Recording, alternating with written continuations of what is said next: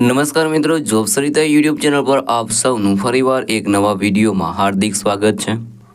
મિત્રો, આજે આપણે આ વિડીયોમાં જોવાના છીએ રેલવે દ્વારા જે નવી ભરતીની જાહેરાત કરવામાં આવી છે તેના વિશે।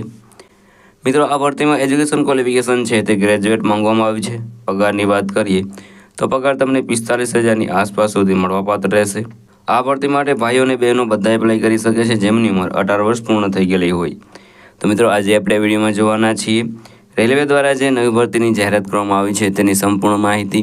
જો તમને એ વિડીયો પસંદ આવે તો વિડીયો લાઇક કરજો, શેર કરજો અને આ ચેનલ પર પહેલી વખત આવ્યા હોય તો ચેનલ સબસ્ક્રાઈબ કરી લેજો જેથી આવનાર નવા વિડીયોની માહિતી આપ સુધી પહોંચી શકે।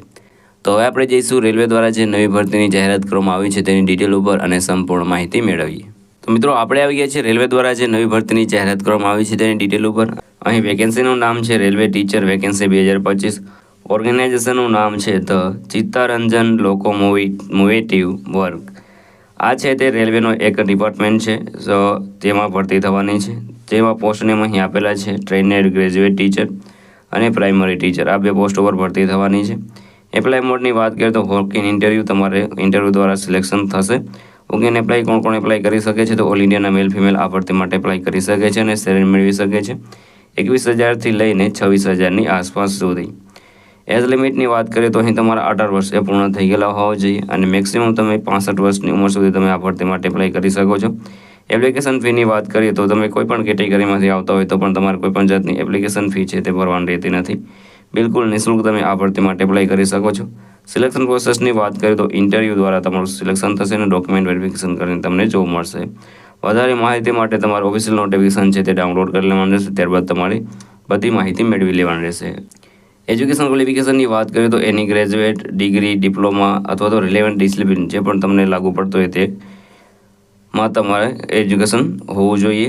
અગત્યના ડોક્યુમેન્ટની વાત કરીએ તો passport size photograph, signature, Aadhaar card, education certificate, caste certificate અને એજ પ્રૂફ, આના ડોક્યુમેન્ટ તમારી પાસે હોવા જોઈએ। કઈ રીતે એપ્લાય કરી શકો છો તો મિત્રો, વિડીયોના ડિસ્ક્રિપ્શનમાં એક લિંક મળી જશે, જેમાં ક્લિક કરશો એટલે તમને જે એપ્લાય કરવા માટેનું એપ્લિકેશન ફોર્મ છે તે પણ મળી રહેશે અને તેની બધી ડિટેલ પણ મળી રહેશે। ત્યારબાદ અગત્યની તારીખોની વાત કરીએ તો વોક ઇન ઇન્ટરવ્યૂની જે તારીખ છે તે 10 નવેમ્બર 2025 છે, ત્યારે તમારે જે તે સ્થળે હાજર રહેવાનું રહેશે। અગત્યની લિંકની વાત કરીએ તો તે તમને વિડીયોના ડિસ્ક્રિપ્શનમાં મળી જશે, ત્યાં તમે એપ્લાય કરી શકો છો।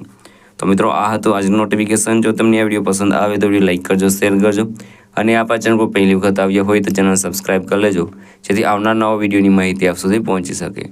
તો આ સાથે આજનો વિડીયો પૂરો કરું છું। મળીએ નવા વિડીયોમાં નવી ભરતી સાથે। જય હિન્દ, જય ભારત।